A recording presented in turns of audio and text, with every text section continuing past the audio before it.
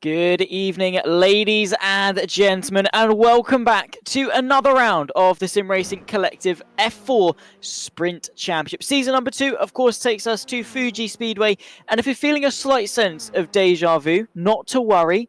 It's a replay. We had some technical difficulties this time last week. We've finally got an opportunity to run it again. So we're going to give you the broadcast that all the drivers deserve because we're getting told it was 2 fantastic races.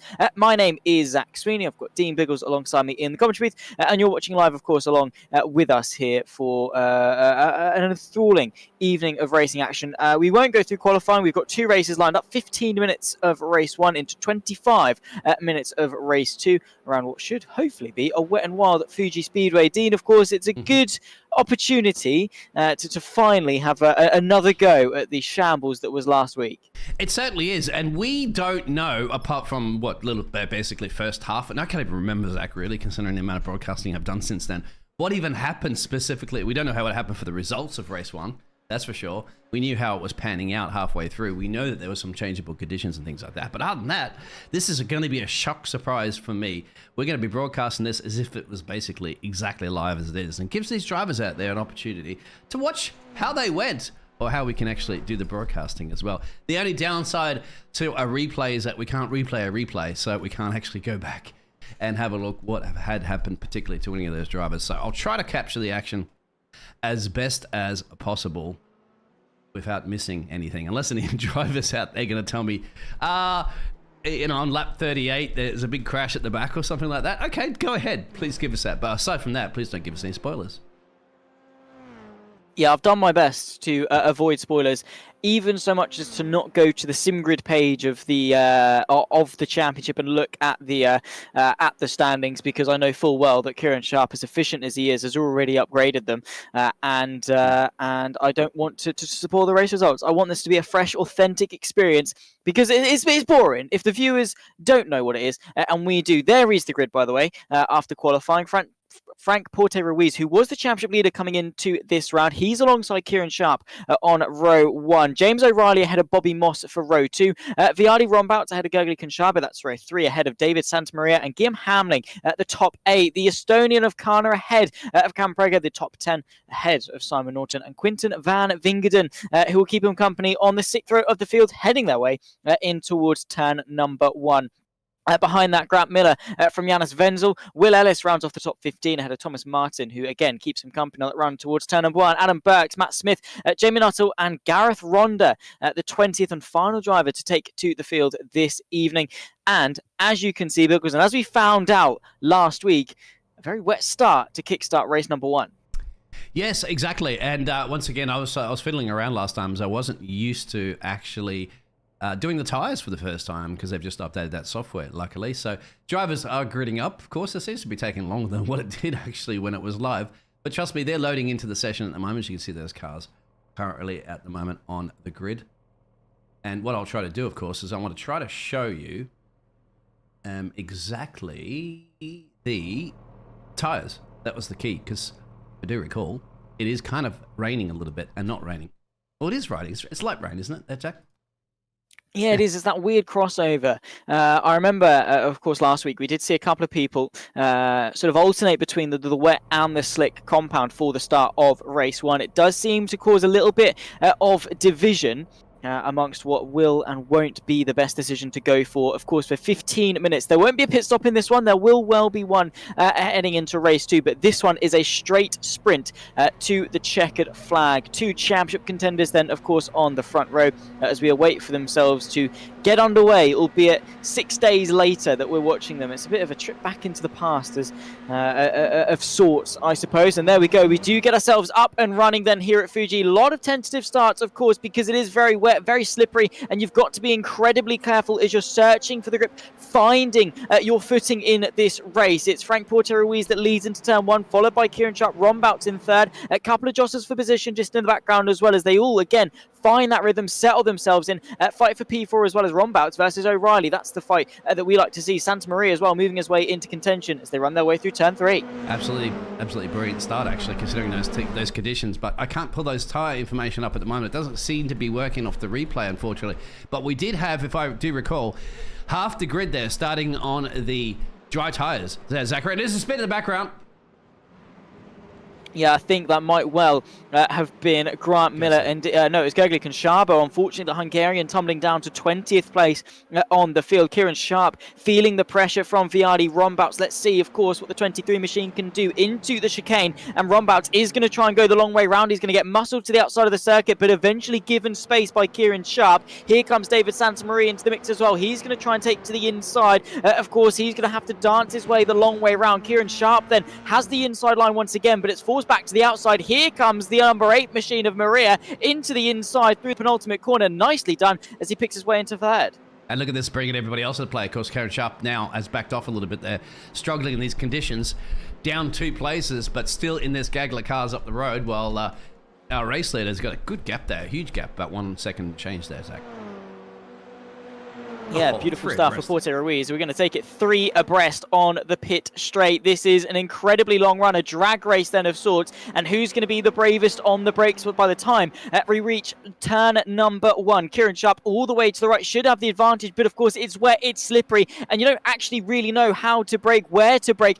Inside line for Kieran Sharp as he tries to negotiate his way through. But Viardi Rombouts the long way round. Beautifully done to keep second. Absolutely amazing, isn't it? You mentioned it, didn't you, Zach? You don't know exactly where to brake. Now, there's not that much spray for the drivers, as we can kind of have a look on board as they do. So it's not, yeah, it's just that like miserable London weather, or UK weather, as you're used to there, Zach. So that's what it is. Not horrendous. You can see a little bit of spray and then judging your braking point. So that's the difficult thing. You're kind of like halfway between a dry line and a fully wet line. So you have to just gamble it. You do, and it is just gambling until you can sort of find out what works, what doesn't work. The track ever evolving, ever changing, especially at a tough circuit here at Fuji. You never really know what you're doing or how you're doing it. You're basing it off references. A late brake maneuver from David Santamaria actually does pay off. He gets that mid-corner rotation. Kieran Sharp, though, is going to battle it to the death. Inside line once again, as Santamaria is unable to find that way through. However, the outside line, using the agility of the car, able to find his way back onto the podium. Fantastic racing, will-win racing between these two drivers at the moment there of David and Kieran Sharp. 2 for now. A little bit further back, that looks like there's a bit of a kerfuffle going on here between these Brits, and that's James O'Reilly, that's Thomas Martin, and that's Adam Brinks at the moment. They're dropping 2 for now, which I believe there, Zachary, probably comes down to the fact that they are on those full wets, which are not at the moment working as well as these dry tyres are. Yeah, exactly. And of course, if the rain continues to get worse, the dry tyres will, in essence as well, get worse with it. The pace will drop off and they might well need to come into the pit lane. Let's see, of course, how that is going to happen with a lot of spray being kicked up, more standing water on the circuit. Through turn number 1, and Kieran Sharp poising himself quite nicely, just getting that early rotation done, get that late apex to get the drive off the corner. A fight here between Quinten van Wingden, Jamie Nuttall, and a spin, actually. Oh, goodness me, Andrew Pike will definitely be having things to say about that one. Quinten van Wingden unfortunately losing the car, and it's as easy as that. Dropped it on the exit. I'm just trying to see at the moment if I can see those tyres that he has, because that looks like they're probably wet weather tyres. Very, very difficult to see actually visually. We do have a driver getting the pit road at the moment. That's Christian, so I presume he might have started on those wets and he's just selected, no, it's too dry. we'll keep with that one for now. As you can see, there's a bit of a gaggle of cars all moving around their positions currently, but still up. But how's this? Frank must have made a mistake because of that gap that he has is in big trouble right now. It very much is. He is now under pressure from Viardi Rombouts. Whatever the mistake was, or maybe the Flying Dutchman has just picked up a little bit of pace, has closed that gap now to just 0.4 of a second, with still 10 minutes of this race left to run. Rombouts then able to slowly start to apply the pressure. The championship leader is going to be under some pressure as they rise up over the final corner. Of course, it really does tighten up on the apex. You've got to be so careful putting the power down. Let's see if there's a move done into turn 1. See if we can pull up that track map for everybody to have a look at it at the moment as well too, so you can see exactly what you mentioned. There's they make their way back to start another lap at the moment, but it's not about laps, it's about time. More crucially, here we go. He's got to defend hard here into turn 1. I'm just wondering at the moment if Rombouts is going to. He's going to tuck in behind there. He's not going to get able at the moment. Send up the inside. Yes, he is, Zachary. I spoke too soon.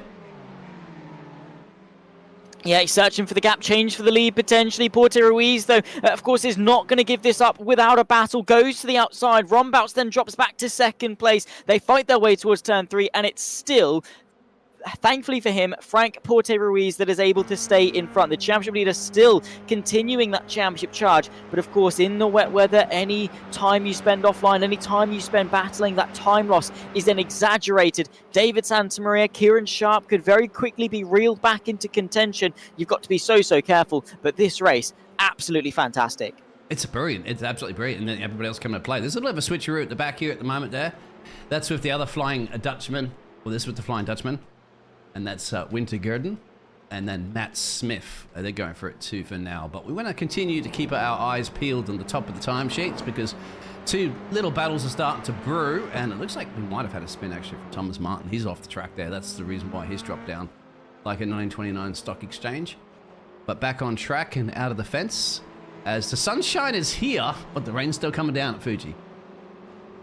Yeah, it is, and will continue, of course, to maybe sort of just plateau as sort of about the same level of grip, or maybe, of course, it is going to continue to get worse. Maybe it's going to let off. Either way, the adaptational skills of these drivers is going to be paramount if they want to succeed. Of course, with the slipstream in these trains, you are going to be sort of at a higher speed going into turn 1. That's another thing you have to adjust for, that slightly earlier braking, softer braking.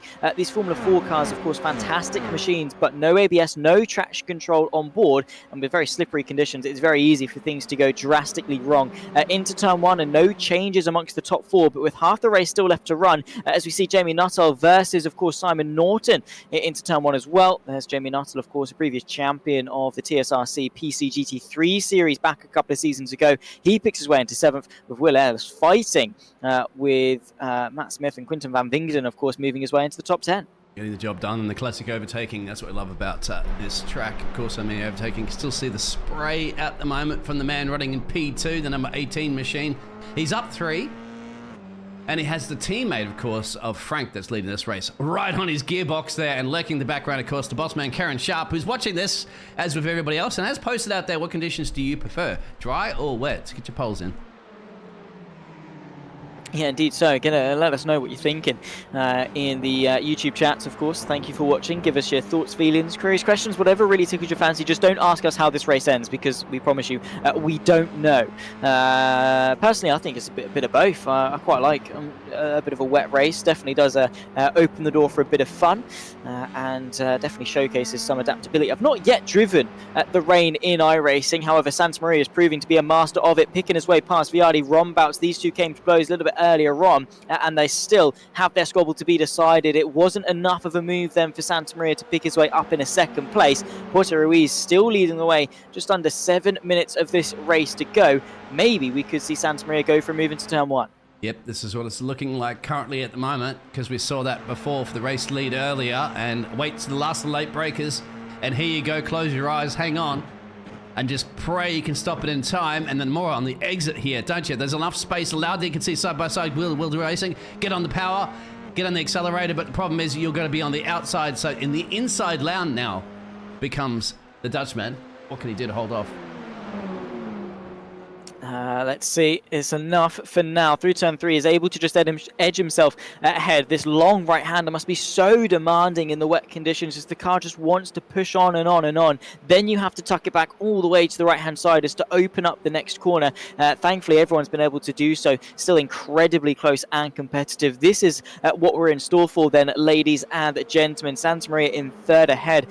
Still Kieran Sharp, who's just at the tail end of this train, ready to capitalize should things go wrong, as these two are battling very, very hard for second. Exactly, you got two different teammates, two teams. Well, not one teammate, of course, but two teammates up the road there. First, and the 22 car and the number 8 car, as you can see, Kieran Sharp. Two other drivers are heading to pit road at the moment as well, too. That's Bobby Moss and Thomas Martin. I presume they are electing to get rid of those wet weather tyres. To put the mix there, I like between dry and wet. I like changeable conditions like that because it really spices up drivers having to handle multiple conditions and, of course, adjust to the weather conditions. And here's one set up inside here from David. Is it done? Not done yet, Jack. Not done yet, Zachary. No. Indeed, so it is going to be a drag race between the pair of them. Seems that Rombouts has got the measured. Much better acceleration off the final corner. Sees him slowly but surely just pulling ahead bit by bit on this pit straight. Very, very long run, of course, before you slam on the anchors. Around about the 200 board, I'd say, in the wet. Of course, Santa Maria is there, is alongside, and is going to be slightly later on the brakes. They seem fairly equal. Who's going to get that rotation side by side in the wet weather? Goodness me, what respect is being shown here in race 1, ladies and gentlemen. Rombouts, then there's contact. Goodness me, Santa Maria is sent spearing into the barrier, and that is arguably going to be race done with single-seaters as sensitive as they are.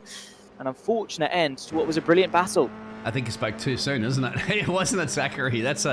Zachary says there's no such thing as commentator's curse, it's only commentator's coincidence. But, well, there it is, wheel-to-wheel racing. That space that they allowed each other for several laps, unfortunately, has just been unfolded. And one of those drivers, of course, got the wrong end of the stick on that one. But we still have some fantastic racing for the battle for P4, too, as you can see currently on the screen. Yeah, Guillaume Harming versus Thomas Kana there. Of course, the 351, the one in behind, is Guillaume Harming, the man from Luxembourg. I've been commentating on him for over a year now, and I still don't know what to call a person from Luxembourg, whether it's a Luxembourger, Luxembourger, yeah, I like that. Man from Luxembourg, I don't know, whatever. He's a brilliant driver, though, nonetheless, of course, fielding multiple times in the PC GT3 series here for the Sim Racing Collective. Not yet won a championship, and maybe his luck can turn for the better in the future. Matt Smith versus Ellis into the chicane, and the 999 machine getting, well, all sorts of deep going in. Exactly. I was going to say the 666. If you turn the 999s upside down, that's the lucky sixes that you're going to get as on your fruity machines or on your slot machines around the world there. Get all the sixes. But then again, Matt's actually had to back off a little bit, so he couldn't quite keep up that pace. Perhaps following that driver, of course, up the road there of Ellis, has thrown him a little bit difficult. Sometimes it's very, very difficult to follow a driver if they make a mistake, because you tend to get a tunnel syndrome, don't you? Like a racehorse. You go, oh, I got to do what they do, and then you get synchronized accidents and mistakes. But up the business end, still, this battle remains. It does indeed. Hamling versus Kana. We've got probably one more lap after this one to conclude race number 1 of this fantastic evening of action. Kana goes a little bit wide on the exit of turn 3, and that is going to be great news to Guillaume Hamling. Of course, they have got to be careful. The 14 machine of Jamie Nuttall is not too far behind either. They're in 6th. But, of course, this could very easily turn itself into a 3-way fight. Kieran Sharp, of course, after Rombouts and, of course, Santa Maria's contact has picked his way in a second. There's a fight very close then for second place as Porter Ruiz runs away with the lead.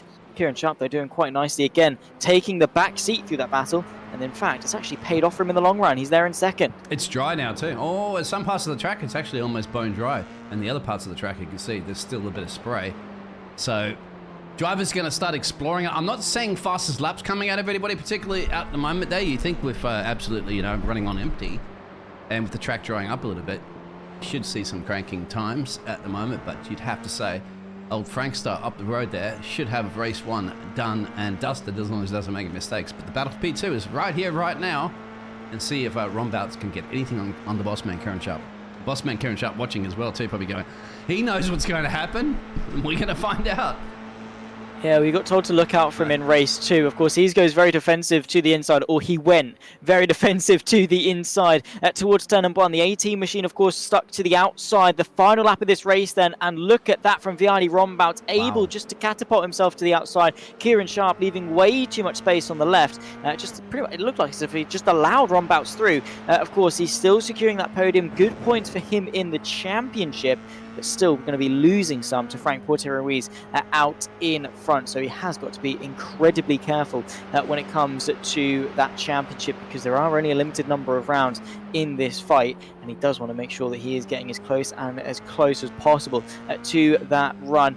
You can see, yeah, the rain has stopped, at least from what we can see, but there's only half a lap left to go. Still a lot of spray to contend with, though, and still very much the opportunity for things to go wrong. Look at the different racing lines that they've been taking as well, too. Completely different. There's a huge close battle at the moment, too, between the 7 and 14 machine. And you have to give it to Jamie here.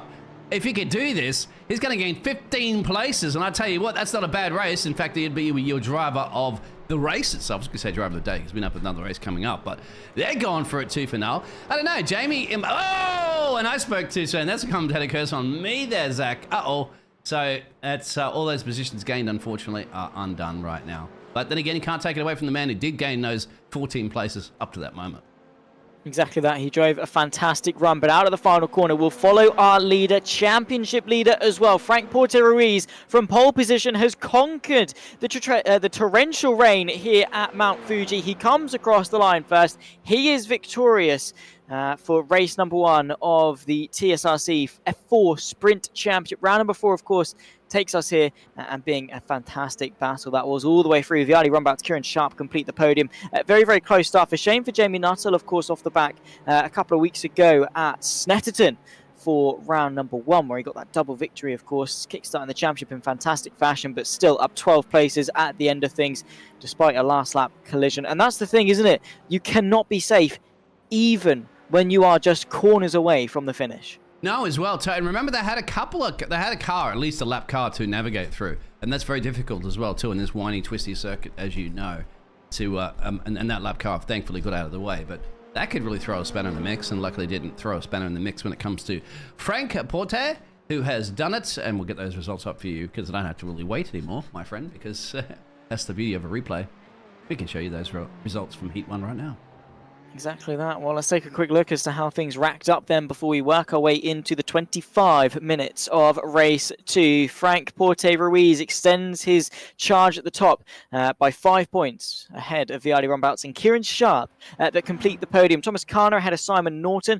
Guillaume Hamlin close, but no cigar in his battle with the 79 machine, ahead, of course, of Jamie Nuttall, who was so close to 14 positions gained. Unfortunately for him, P7 is all that he could muster after a late mistake. Janus Venzel from Quinten van Wingeden, P9, still a top 10 despite that spin about halfway through. And Matt Smith, who completes the top 10. Will Ellis, Grant Miller, Gergely Conchabo just ahead of that as we move our way through the rest of the field. James O'Reilly, David Santamaria, of course, not great for him in his run after that contact with Rombouts about, again, 10 minutes in. Cam Pregner, Ronda, Martin Burks, and Bobby Moss complete the 20-car field that we've got. All of them, of course, scoring points as they're all still technically classified. That's the beautiful thing. And now, what we've been told is that the rain picks up a little bit for race 2. So, what are we in for? Well, I don't know. We want to see, while we have a quick, we have there's usually a 5-minute warm-up session between that, but we're just going to engage with the chat really quickly because now that I closed the poll, and please put the poll in there at the moment because I didn't realize the poll was covering over the chats. But as Bobby out there was saying, well, P4 to P20, that's unfortunately what happened to Bobby in that first race. But we don't know what happens to you, Bobby, in this next race, so see how it's going to pan out. And of course, the boss man as well, too, of Kieran Sharp. We don't know how that's going to pan out with him, but we do know, and we do suspect that it will be some pretty changeable conditions, as in wet conditions. So we'll just cruise the session over to the next one. So the warm-up's done. Thank you, gentlemen, for that. And we'll get ready for our feature race, of course. So I'll show you the grid for this one then. Of course, just taken back off the qualifying results. Frank Porte-Ruiz from, of course, Kieran Sharp, who once again joined him on the front row. James O'Reilly from Bobby Moss, who unfortunately didn't finish that race one. He's going to be getting a second chance here for race 2. Viadi Rombouts from Gergely Conchabo. David Santamaria from Guillaume Hamling. Thomas Carner and Christian Campregna, a top 10 start once more for him, ahead of Simon Norton and Quinten van Wingerden. The Flying Dutchman once more completes row 6. Beyond that, of course, from 13th downwards, it is exactly as it was after qualifying, and we'll scroll our way through as soon as we can, of course, with Grant Miller from Janus Wenzel, Will Ellis, Thomas Martin, Adam Burks, Matt Smith, Jamie Nuttall, there you can see, and Gareth Ronda that complete the 20-car field. Now, I know it's already happened, but who's coming out on top in race 2? As we'll find out in about 25 minutes time. All very shaky starts from pretty much everyone involved. As you can see, the conditions much worse in race 2. They're all on wet weather tyres. They all have to adapt now. It's gotten a step worse here in Fuji, and it's absolute carnage. They're playing bowling going into turn number 1. Absolute catastrophe at the back end of the field. I think it might well have been Thomas Martin that kickstarted all of that fight for the lead, as well as we've got Jamie Nuttall, Frank Porte-Ruiz and Kieran Sharp that decide P2. And of course, Kieran Sharp settling into 3rd place, but Jamie Nuttall with an absolute rocket ship of a start, somehow up 18 places into the lead of this race. Sensational launch from the number 14 machine as he finds his way through, and goodness me, it's still carnage in the background. They're still trying to acclimatise themselves to the conditions. Yeah, because there's a huge difference from that race 1, wasn't it? Because now it's wet, and remember, these drivers are all, well, at least half the grid are using for the first time the wet weather tyres here in Fuji, so they don't know specifically how they feel, and they're certainly coming into turn 1. Even Formula 1 drivers can't do that one. So, whoa, and there's a spin at the background too. That's our German driver, Wenzel. And unfortunately, he's going around. I don't think he's going to be the first to go around. I don't think he's going to be the last to go around as well too, because there's more carnage into the crazy turn 1 as you'd expect. Yeah, exactly. Oh, it's not turn 1, sorry, my apologies. That's no, it's the chicane. It's the chicane at the back end of the circuit. No, you're absolutely fine. It is wet. We can't see. It's fine. Yeah. We'll blame it on the fog and all the spray being kicked up by these Formula 4 machines. Guillaume Hamling having to attack for P7. Gareth Ronda in the 230 machine. Of course, the grid is here, there, and everywhere thanks to the conditions at the race start, taking out a lot of some of our contenders. Guillaume Hamling then picks his way through on the inside. As at the front, it's Jamie Nuttall that leads from Frank Porte-Ruiz, Kieran Sharp, Gergely Conchabo and David Santamaria, the top 5. Still got plenty of racing left to go then in race number 2, but a counter-attack here for the fight for 7th.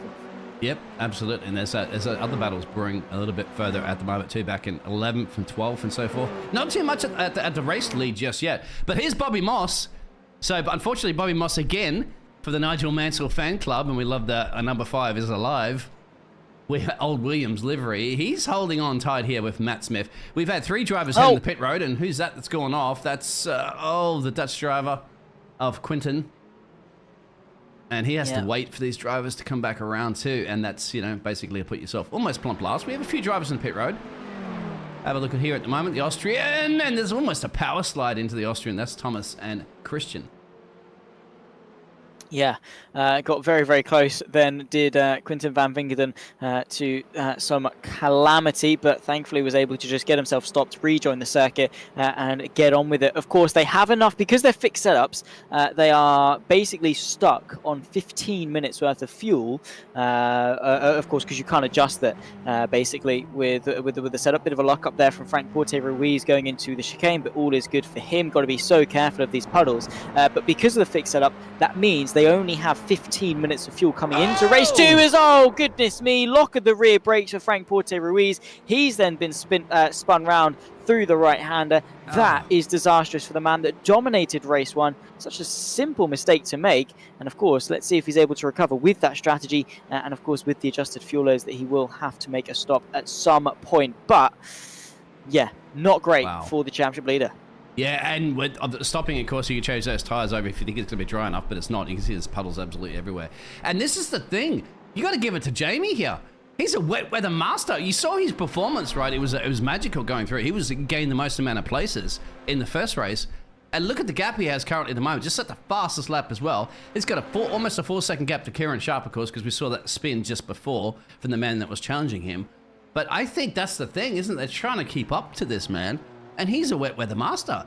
He's like the old Schumacher days and stuff like that, isn't it? Just absolutely comes alive in these conditions. It is all about Karen Sharp has been overtaken as well too by David. So maybe a little mistake there. Santa Maria able to find his way through quite nicely as well. Textbook stuff into turn number 1. I think Gareth Ronda has had a couple of issues as well in the background. He fell down a good couple of positions, and there he is getting himself back up to speed. Of course, the spray kicking up makes it almost impossible to see where you're going, especially in conditions like this. And he is, over the curb. Very slippery stuff. Just the car bottoming out, skating out, and at that point, you just have no grip, no control. You've got to be so careful, and you're at the mercy of the car not to completely spear you into the barrier. And this is how it looks from the driver's perspective, of course. We go T-Cam, that's easy, you know. I bet drivers would be like, geez, if I could drive T-Cam, I'd be like, you know, at least a second a lap quicker. But you're driving in real sports simulation like this, and you can see the snap of oversteer, and he's riding to the side there, so you can actually see where the hell can I have to brake? And can he brake in time? This is fantastic racing. I love the wet weather conditions. Thank you, iRacing. Yeah, thank you very much. It took them long enough. This game was... It's Sim. Sorry, apologies. Yeah, no, I know some people are quite strict on it. Viardi run back through on Bobby Moss, by the way, as I don't know if the number 5 is going to be able to battle that. He doesn't. But yeah, this sim was out when I was 3 years old. 2009, iRacing was released. It took them 15 years to release the wet weather system, and thank goodness they have, because it's opened the door for races like this. The adaptability that you have to have, and it is so pinpoint realistic. The puddles, the standing water, the way the car behaves under sort of the aquaplaning and everything, just the understeer enhance that you get, the wheel just goes completely light. It is fantastic to watch, and the adaptability, the lines these drivers have to take, it is a big learning curve, but it's one that these guys are acclimatizing to very, very well, potentially helped by the wet weather shakedown that the Sim Racing Collective had when the iRacing Tempest weather system first came out. Maybe these guys took part then and were able to of course, get themselves up to speed, because it's not exactly an easy adjustment to make. No, and I think they took their time, of course. We're seeing Quinton coming in here early, so that'll be interesting. There is a mandatory pit stop, so we'll see how they handle that. Bobby Moss is still battling it out. The number 5 is alive. Number 10... car, in P10, it is number 5, of course. He's going completely off the racing lane, can't see anything, no doubt. And there's a gaggle of cars up the road there, so he's doing his best to hang in there. Bobby is in the chat as well, too, as well as Quinton and the other drivers. So shout yourselves out if you are watching this as a driver, please. Because this is, you know, one of the only opportunities you're ever going to get to watch the race live, as we are, and we have no idea what's going on. So we love your opinions on things, and you sit there and see yourself, and you can take your hand out the window, out the cockpit, sorry, there, and wave and say hello.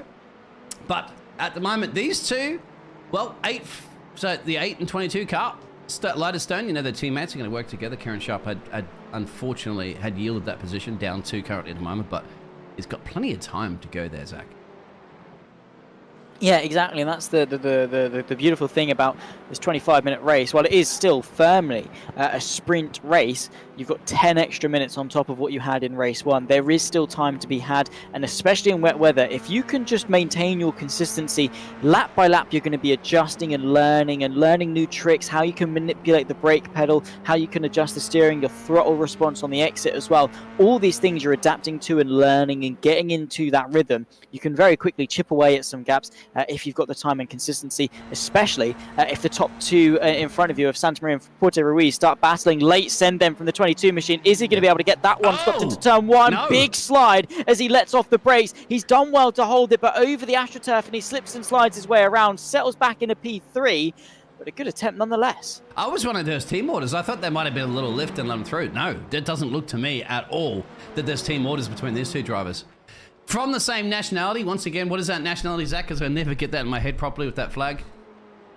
Good question. Yeah. I don't know. I'll look it up in a second, because right now, nonetheless, the 2 countrymen, 2 teammates are fighting side by side into this very tricky left-hander, it must be said. Of course, looking to go around the outside is David Santamaria, but Frank Puerto Ruiz is able to hang on quite nicely.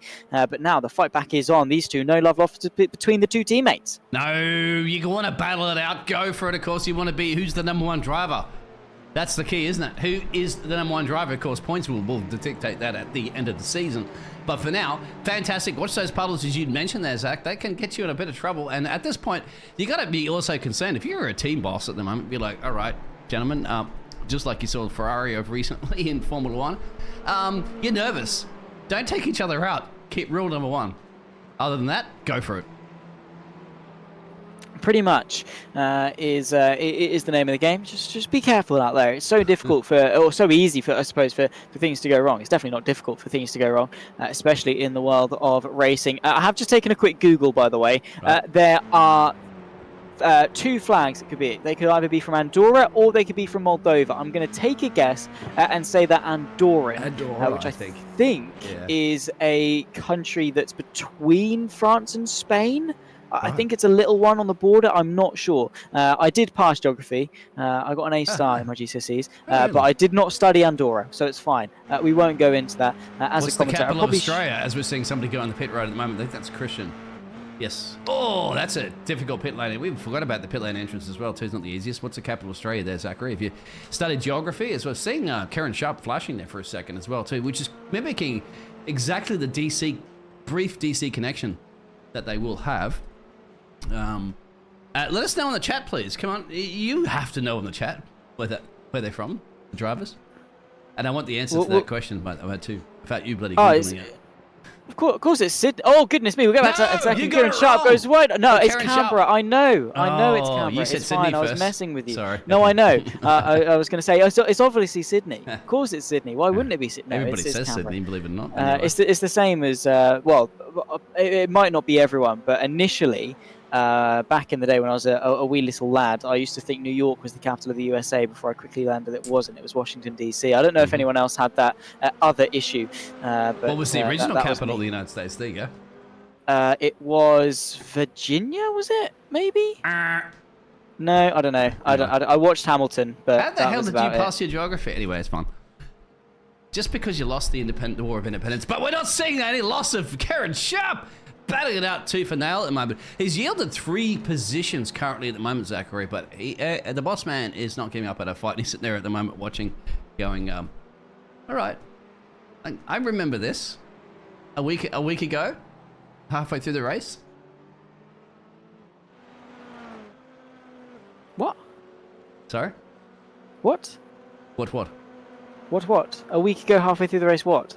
Oh, Karen Sharp I must have cut out to you, remembering this battle currently at the moment on the screen. Oh no, of course, yeah, reminiscing. Yes, from the dark days of race 2 here for round 4 of the TSRC F4 Sprint Championship. Bobby Moss picks his way up past the 111 of James O'Reilly. That's a very, very close battle between the pair of them. Bobby Moss having a much better run of things in this particular sort of display, of course, compared to race number 1. Kieran Sharp moves his way past Gergely Conchabo, who, of course, is going to battle it back. The number 11 machine in the red on the right-hand side of your screen as the inside for turn 3, and is able to pick his way past the 23 quite nicely. Slams the door in his face. We have had just confirmation that they are from Andorra, and one of them got a 40-second penalty for touching the pit entry line. We were warned about that by Kieran Sharp, actually, because it's so wet and because the water covers such a high surface of the track and the spray. It's so much more difficult to see the pit entry, pit exit lines as well, which is so harsh. But unfortunately, iRacing doesn't really care about your feelings and will just absolutely slam you on the table with a good old 40-second penalty. That's how bad the spray is. Matt Smith trying to negotiate his way into turn 1. You have to feel for him. I mean, at least they don't have to be wet and cold and soggy in the real cockpit. Yeah. But they still can't actually see where they're going. Somebody asked a couple of questions there. Matt Smith is so smooth like this. He's not even moving the steering wheel at all. He's just keeping it to a straight line, like a dry line. Whereas you got drivers weaving all over the place. But of course, you saw it when he put the power down out of the corner. And the rear end just says, nope, I'm not going to agree with that there. And it gets loosey-goosey. Another thing that I asked a few people before in the past about this, like, you know, imagine a Formula 1 car or any of these cars during a full wet weather race like this, right? When it's just bucketing down. Somebody says, well, how much water would gather in the cockpit of the car and with that extra weight to, at the end of the day, to the cars and stuff like that? Do they take that into consideration and the drainage and stuff like that? Well, I know the answer to that, but I would like anybody in the chat to give us any answer to that. Or your thoughts, at least, on it. Yeah, an interesting prospect actually. One I haven't given any thought to because, yeah, especially in open cockpit cars like Formula 4 or any single-seater, really, go-karts and things like that, is all Kieran Sharp. Nice little power slide on the exit of T1. Getting told as well that in real life you see even less, and I'm sure you do with the speed. I always have it. And my only personal experience of it. We'll get back to that point in just a second because Van Wingerden versus Smith is fighting their way for 13th place, and I think Van Wingerden has made his way past. But yeah, my only recollection of it, I did a bit of karting, of course, and they're all in slicks, but that's not it. But the motorways in the UK when it's wet, and I'm following another car, and we're going sort of 70, 75 miles an hour, obviously not speeding because that's against the law. That's bad, don't speed. But I'm following another car, and I can't see. And it's so difficult to see, and you must give such empathy to people who race these things in real life with wet tyres, because that spray is being kicked up. They're going even faster with even more water being kicked up, and it makes you think, doesn't it, when you're driving, how little they must be able to see, and yet they are still pushing to the absolute limit. And it is, yeah, you do have to hand it out to them. These guys are the bravest of the brave, not only in the sim world, but of course more so in real life. It is pretty remarkable to see. Give him Hamling for the top 10. Just like that, Twitch of the stereo. And on top of it too, remember you have the halos and stuff like that now too. Even though it's a little distraction, the drivers will thankfully have the ability of making it a little bit more invisible on their screens. But you know, that's just delaying another 5% of your actual visual aspect there, as you're trying to navigate these cars around this track in tricky conditions. Of course, in Japan it generally always does rain quite a bit, especially in these times of the year. And this tricky track is also a difficult one, as we're reading a lot of things. 1.8 tons, something like that from Bobby. Unfortunately, I did research this. I did look it all up. I have asked drivers. Grant Miller's gone into pit road. I've asked drivers and stuff like that. Believe it or not, in a Formula 1 car, even if it's bucketing down, pouring rain, it would be almost nothing, because the cars are going so fast, the water just sprays completely over it. If you see a Formula 1 car in a wind tunnel, nothing's going to get on the cockpit, because the rain falls straight down, of course, but you're not traveling at a full stop speed. You're traveling at 300 plus, well, 200, let's say, kilometers an hour. Bobby Moss heading the pit road as well. So there you go. There's your answer to your question. It's not even neglected. Don't even bother with it in wet weather. Yeah, don't worry about it. Bobby Moss, that is That's not good. What that's supposed to look like. Oh no, that's more like it. Maybe whacking on fast repair, going again. Gone, Bobby? There it is. Yeah, and well, now we can identify him with the livery back on. Matt Smith, of course, in the Ferrari. Now, what do you think of F1 car liveries on cars that aren't F1 cars? Oh, myself, I love it. I mean, especially in this league, it's fantastic because you have the ability to do that. Yeah, we don't unfortunately that's one thing. Here we go. Matt Smith's heading to pit road. Let's see if we can get it hooked up all right there, and the Ferrari livery. Of course, and Ferrari, I think this weekend also adding a little bit of a blue to the many years ago that they had on the blue livery, of course. And sorry about that, pit lane cameras aren't too good, but they'll be doing that. But no, I mean the W12s, of course, W13s and so forth, W14s, they can't do that because it wouldn't look good at anybody for allowing somebody to put a Ferrari livery on a Mercedes chassis in iRacing, But apart from that, if you can do it, why not? I think it's fun. Yeah, I'm the exact opposite. I've never been a fan, but no offense to Matt Smith. Please don't hate me if you're out there watching. It's not for me. I mean, even this. I mean, the Iron Dames livery, of course. The Iron Dames, the field that, of course, have the entire female lineup, I believe, when it comes to some WEC racing, I think or do they do IMSA? Either way, it's sports car racing. They've got the full female lineup, are the Iron Dames, and fantastic livery that it is. It looks very similar to a Premier livery and all. It's not a bad livery per se, but my issue comes when you literally just copy-paste an F1 livery onto a Formula 4 car, and it's all right. It's even worse when they put it onto a GT3, and it's like, well, no, that's not it. That is not it. At all. It doesn't. It looks tacky, in my opinion. There's a move, though. Viardi Rombouts on the inside of Quinten Van Wingerden, the 18, trying to pick his way through. The Dutchman goes over the curbs, and will be praying that we don't catch his spin live on air, because, of course, we got that in race 1, and he doesn't want any more bullying from Mr. Andrew Pike. That's going to hurt. That will hurt your back in real life. Thankfully, it's not going to hurt your back in the virtual world, but going over those chicanes, oof. You know, you get a feel drivers will complain about that in real life all the time, and we are drivers out here in the chat as well too that have driven in real life. I mean, do it on a go-kart, you're gonna feel it. Let alone these machines traveling at excessive speed. A few more drivers at the pit road as well. The only thing I don't like about it, if you look at that screen right now, the track looks too copy-pasted kind of thing, as you can see in the wet weather conditions, where those textures are like just repeating itself when you're looking down the main straightaway. That looks very arcadey and artificial, so please pay attention, iRacing, to that. Of course, that's just aesthetics. iRacing course is really more about the actual realism to it, as we're seeing these two drivers at the moment here from, as you said, what country again? Andorra. Heading in pit road together. So they're definitely in communications, I'd say. Thankfully, you don't have to stop in the same box. You have your own.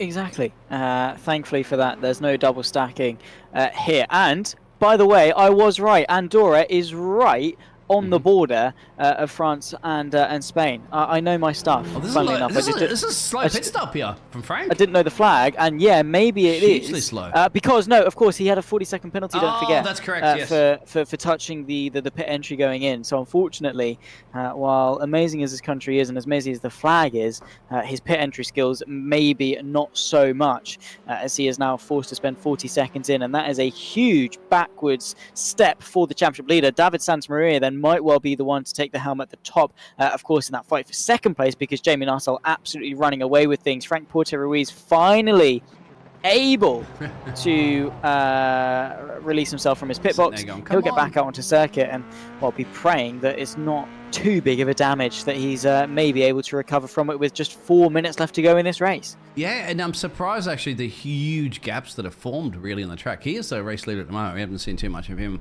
apart from his domination of 18 positions gained in the wet weather. We are going to call him the wet weather master from now on for sure, because even in race one, before he had that little bit of a spin, remember, just that little bit of spin towards the end of the race and dropped him a couple of places, but still, he just blew away everybody else, didn't he? Like, they were trying to keep up with him, and Jamie's like, all right, bring it a game, and Jamie's heading the pit road for the first time. Remember, he has to head in there. We know Kieran Sharp has to head in, and Kinsabo has to head in, the top three. Everybody else has been down the pit road, apart from you go back to P14. But this is it. This is crucial. Get this pit stop perfect, my friend, and the race is yours. Yeah, it's such a small thing, such a trivial thing, but even our championship leader was able to get it wrong. No offense, I'm so sorry to Frank Porter Ruiz, because it seems like I'm absolutely slating him. I'm not doing it intentionally, I promise.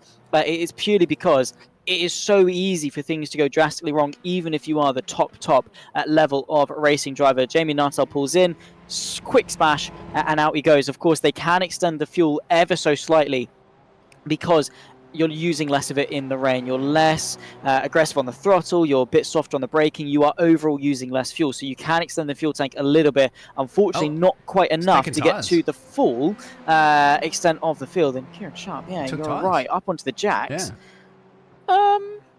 Not sure how I feel about that one, to be honest, Chief. Unless you're going from wets to slicks, I don't know as to why you do that. It hasn't done him too much harm, as he'll still rejoin the race in P3. But still, suboptimal to say the least. He's got Gergely Conchabo 3 seconds behind, and, well, with about a lap and a half left to go. Let's see how they can get on. Yeah. Very interesting. Perhaps Kieran will tell us that there in the chat, actually, as to he can, because he's not driving at the moment, and we're seeing another opportunity here back for the drivers from P6 and P5, P6, whatever way you want to swing them around. They've already taken their pit stops, so you got a twirly-whirly. Both of them did that. Once again, speaking about the Zachary, it's what happens is that one driver does it because you're following their racing line, and you're like, oops, I'm doing the same thing. Because you're doing the same pace, same speed. Remember, they have the same setups. So, look at that, off the track completely there, up the road there from Frank, who seems to be struggling a little bit, but then again, look at that, James is completely lifting off on a different racing line. And you can take so many different racing lines really wet, can't you? You can. Typically, you try to go to the outside because that's where there's the least amount of rubber being put down. And while rubber is great in the dry because it's nice and grippy, as soon as it starts raining, that becomes incredibly slippery, and you've got to be so careful as to minimize your time on it. Even on wet weather tires, it's better to sometimes take a slightly wider arc through the corner as to maximize your grip and to maximize your minimum speed through the corner as well. So maybe that's why sometimes you'll see some different lines being taken. Also, you don't want to be anywhere near the curbs. They become incredibly slippery in the wet weather conditions. Bobby Moss fighting here with Quinten van Vingeren and, of course, Cam Breger just ahead. This is the fight for P9. Bobby Moss on the inside is Van Vingeren proving why you don't break on the grass. Oh! Goodness me, it's a repeat of turn 1 into the side of the 47. And he had absolutely no control of that car. Once it was gone, it was gone. Wow, that reminds me of a couple of Formula 1 races, some of that, isn't it? When a car came completely locked up or something like that, and then just went straight down in turn 1. This is early in the race, and then bang, took out 3 or 4 cars. At this point, you just sit there holding on and praying that you're not going to take out a driver, unfortunately, when that incident happens. But, you know, he couldn't do anything. Car's locked up. It's momentum forward. Yeah, aquaplaning, really, at that point as well, too. You got that much grip as Matt Smith heads down the pit road. Jamie's still leading this one comfortably. 15 seconds of change after everybody's taken their pit stops. Just impressive.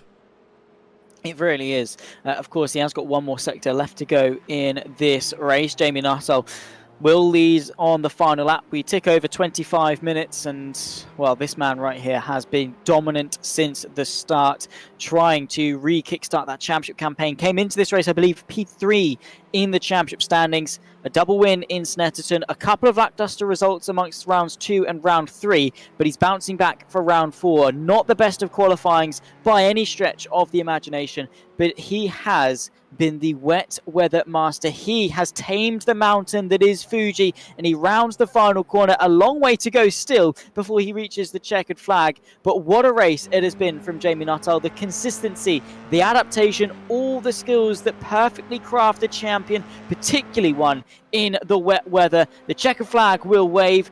Jamie Nuttall, the number 14, will take victory here in Fuji for race 2 of round 4 of the Sim Racing Collective F4 Sprint Championship. What a race it was for him. And there is David Santamaria. What a result it was for the Andorran. He comes his way across, very dangerously weaving his way across, it must be said. But there is Kieran Sharp, after initially trying to stretch the fuel all the way to the end, still managing to work his way into 3rd place. What a fantastic race this was, and a brilliant display of wet weather driving. Yes, absolutely brilliant display where the drivers, some drivers make a mistake, aka Frankie as well too. Currently at the moment is just seeing down 4 positions, but he'll still finish in good crucial points for the championship as well too. James O'Reilly, he's down 3 positions, and then the rest of the field there, most of them. You have to give it to David, of course, in P2 he gained 5, and well, for one, just finishing a wet weather race it started in wets and finished in wets, and not horrendous conditions like we've seen before in Spa and stuff like that, but still very, very difficult. And you just want to see the checkered flag. Bobby Moss will still get there up there in P9 as well too, after Rombots will finish there in P8, and then round at your top 10 will be Christian, the Austrian driver as well too, finishing P10. The rest of the field follow through. Beautiful stuff, and of course, yeah, we'll run you through the full extent of the finishing order before we head to the closing thoughts of round number 4. Just 2 rounds to go after this one, by the way. We'll get to that in just a second. There you can see Jamie Nuttall ahead of David Santamaria. Kieran Sharp completes the podium. Gergely Conchabo, what a drive it was for him, up 2 places into P4. Frank Porter-Ruiz, despite a 40-second time penalty, able to finish within 40 seconds of the race leader. What, well, could have been maybe if the Andorran didn't get that penalty. James O'Reilly ahead of Guillaume Hamling from Vianney Rombouts, Bobby Moss and Christian Cambrega, the top 10. Quinten van Vingeren, despite being an absolute missile, absolute weapon going into the chicane, still finishes P11 ahead of Will Ellis. Thomas Kahner, Janus Wenzel, Gareth Ronda, the top 15. Behind that comes Matt Smith, Grant Miller, who has been very nicely joining us in the YouTube chat throughout the duration of this race. Thomas Martin, Simon Norton, who as well has been here throughout the evening. Adam Burks at P20. And unfortunately not getting to the checker flag, as was the case for Norton and Martin, by the way, as well. P18, P19 and P20 for them, respectively. Dean, I mean, after today, there was a lot that these drivers can take out, and I'm sure for some, a very welcome sight to see us leaving Fuji. Well, yes, exactly. I love Fuji. I wish we could go there more often, but we'll see if we can get a quick chat from the boss man, because we know that these results have been updated since this occurred last week, and unfortunately due to technical issues we couldn't do it live, but we have done it live. I'm glad to read everybody in the chat has really been involved in there, and I hope it's been a fun experience for them to be able to watch it back there and even chat about their overtakes and passes and all that sort of dilemma that happened. But I want to kind of just go over the current championship standings. Now, I can show you what happened, obviously, prior going into this race, but I want to see if the boss man can tell us exactly kind of what the current situation is, at least with the top 10 before we go into our next race. We do have Karen Yeah, here. well, I have just got the SimGrid page up, so we might not even need him. He might just be obsolete, a bit like his you're telling his the boss man driving. obsolete? Maybe Okay. no, it's fine. He is here. Maybe we'll grab a word as to his feelings about the race in just a second. But I can confirm it's Frank Porter Ruiz after 3 wins, 4 podiums, and the rest of his finishes inside the top 5. He is going into the final 2 rounds at 14 points ahead of Jamie Nuttall, who's only 1 point ahead of Kieran Sharp. So a very, very tight championship fight amongst our top 3 going into just 2 rounds. Oran Park in, well, I was going to say a week's time. It's tomorrow, by the way, because this is late at 8 o'clock. So make sure you're joining us in the evening before we head to the Hockenheim Ring a week later. Kieran, if you don't mind, we'd like to have a word just about your thoughts and feelings about the race and maybe your optimism going into the final 2 rounds as well. Yeah, it's tricky in the wet. I played on the conservative side, trying to stay on track for the most part, and but Nuttall and Frank were on a league of their own on pace throughout that race, and I think staying on track helped me, good position throughout that whole 2 races that night, including race 1. Just didn't want to take any risks. I haven't done too much running in the wet, so I was pretty happy after that. 2 P3s, Karen. That's it. So P3 is about the best you could do today, but in both races, that's still good points, isn't it, for the championship? Yeah, it's really tight. You've got Frank and Jamie up in P1 and P2, and I'm close there. I just need like a win or 2. Like those have some wins over me, so hopefully I can get some bigger points in the final 2 rounds. And how are you feeling going into Oran Park? Of course, it's a twisty one. Of course, it's tight. It's very, very technical. I mean, is that one that you think you can succeed? Because, as you say, you get to win this season. You're going to get good. Yeah, I think my qualifying's pretty strong, and that's going to be important. I think at Oran Park, I'm normally the other way around, slightly better in the race and quality, but for some reason I'm better in quality, but not so quick in the race. So hopefully I can just quality and then just create an absolute train behind me tomorrow. And one thing I was really surprised at today was Jamie's performance in both the Heat 1 and the feature race. He was just a wet weather mastermind. I mean, he gained 18 places. Poor qualifying performance, but the man got it done on track. We're talking about overtakes in wet conditions, as you know how difficult it is. And just zoomed by everybody. Nobody could even keep up with the pace that he had. Were you surprised about that? Yeah, well, he had to start from the back in that round after committed too many penalties from the round before. But he got himself way up in race 1, so it meant that for the reverse grid he could get up to the top for race 2, and he's made the most out of it. Jamie's known to be really good in the wet, and he made the most out of it. Yeah, 18 he gained, and he gained 14, I think it was, in Heat 1 or something like that as well, too. But he had a little bit of a moment towards the end of the race, but either way, it's wet weather master. So keep an eye on that one. And just speaking about that one, is it still random conditions going in for the racing, the upcoming races, my friend? Is it going to be randomly, or is it decided? Forecast to be dry this week, but the final round, I've hinted in the Discord that we're going to try some more rain again. Excellent. Thank you. Zachary.